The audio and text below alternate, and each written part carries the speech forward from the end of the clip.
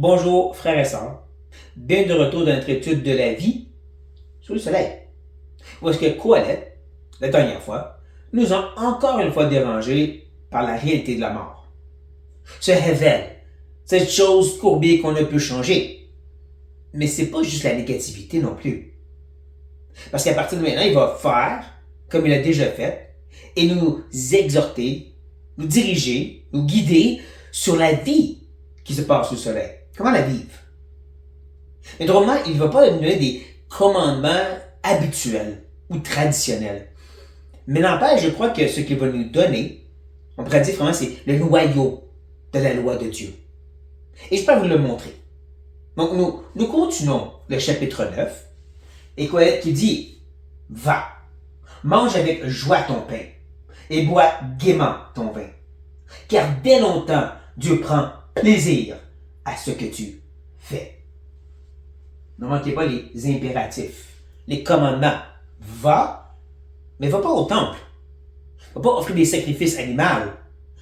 Va et mange. Bois. En plus, il dit de faire avec joie et gaiement. C'est ce que tu dois faire. Mais c'est pas intéressant. Comme je dis, c'est pas traditionnel. C'est pas les commandements qu'on s'entend entendre. N'empêche, comme j'ai mentionné, je crois que c'est vraiment au noyau de la loi de l'Éternel. Ne manquez pas qu'il parle de cette idée quand Dieu prend plaisir dans ce que tu fais. Et nous l'avons vu quand même depuis le début. Cette idée que ceux qui peuvent vraiment se régaler de ce qu'ils ont, soit la nourriture ou leur travail, peu importe, c'est une grâce de Dieu.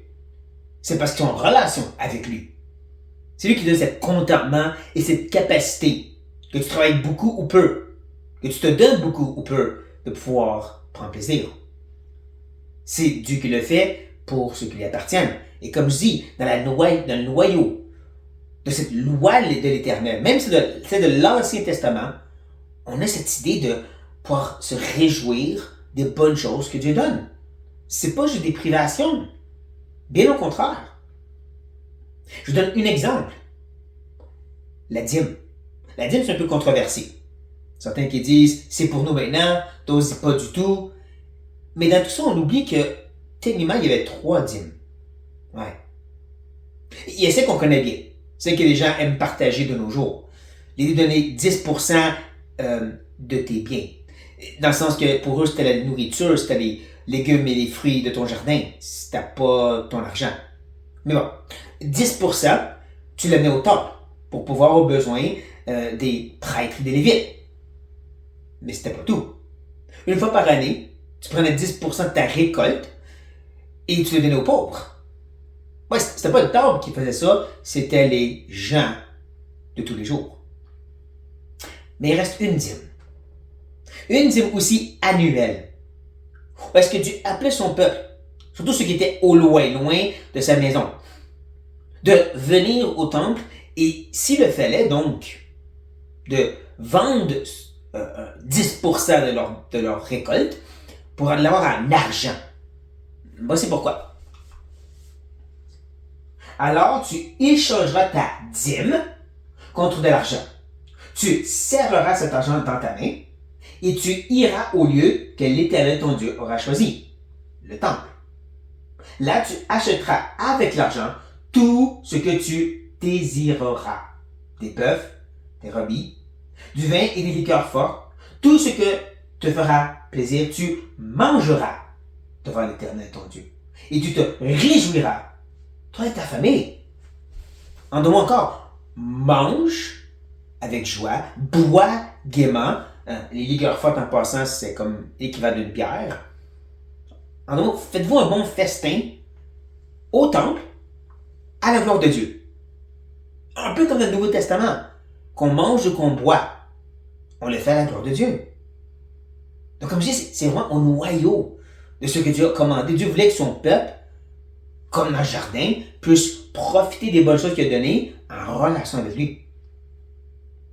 Et c'est pour ça que Coëlette va continuer et qu'il va dire, qu'en tout temps, tes vêtements soient blancs et que l'huile ne manque point sur ta tête.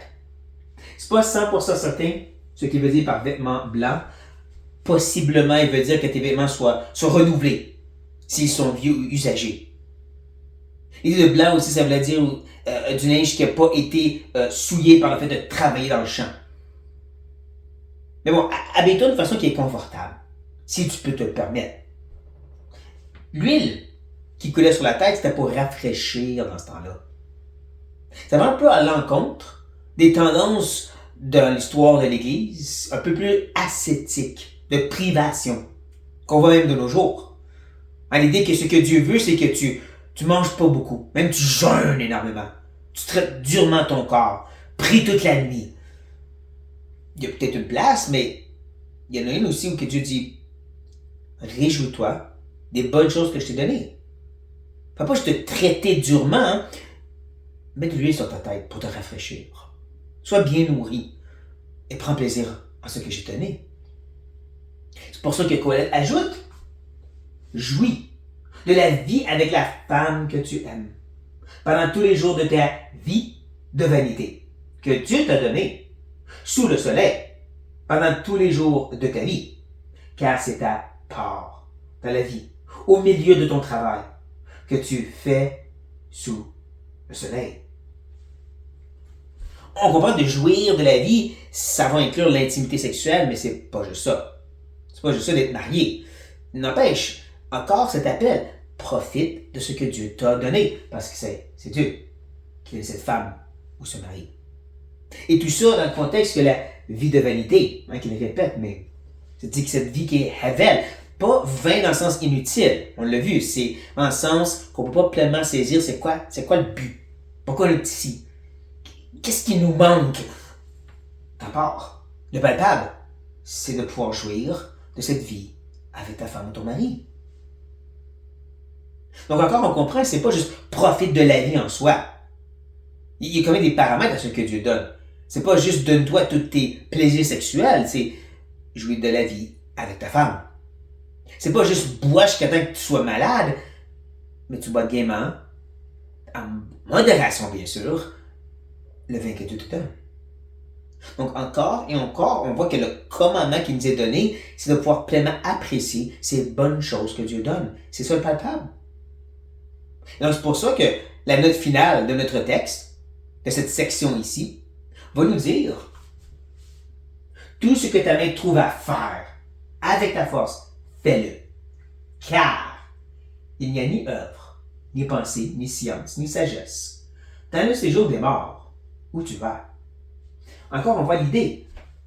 Tout ce que tu as à faire, encore l'impératif, l'action, fais-le avec ta force.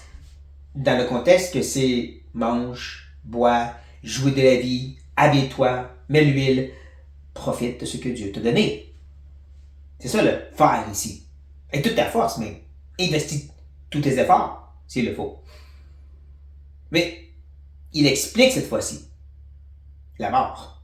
Il revient encore à ce Hevel. Nous ne devons pas oublier que Colette existe bien avant la croix. En un temps où est-ce que la vie après la mort n'est pas vraiment bien discutée ou expliquée de la part de Dieu. Il savait qu'il y avait quelque chose, une place de repos, mais pas pleinement. Ils n'ont pas l'idée que nous avons la nouvelle terre, nouveaux cieux, résurrection, corps glorifié, et même l'idée qu'on va pouvoir se réjouir avec Dieu. N'empêche, il y a quand même un bon point de dire que c'est ici et maintenant.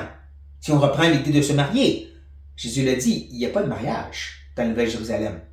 Ce bonheur, ce plaisir de jouir de la vie avec ta femme ou ton mari, c'est ici et maintenant. Tout en comprenant que c'est un peu un avant-goût d'une sorte de bonheur extraordinaire qui nous attend de l'autre côté. Que Dieu nous donne pour nous dire ça, cette jouissance-là avec ta femme ou ton mari, c'est rien comparé à ce qui t'attend. Mais encore, rendu là, ça va être différent. Donc, il y a un sens Coël a raison de dire, c'est maintenant le temps de pleinement croquer dans la joie et bonheur et plaisir que Dieu donne. Et que ça, c'est relationnel avec lui. C'est les commandements que Dieu a inspiré Colette à nous donner. Donc, j'espère que ça vous parle un peu. Parce que des fois, on est dur sur nous-mêmes de faire, de s'empêcher. Et on oublie, il y a aussi une part de pouvoir profiter des bonnes choses que Dieu donne. J'espère que ceci va être un encouragement pour vous. chers frères et sœurs, soyez bénis.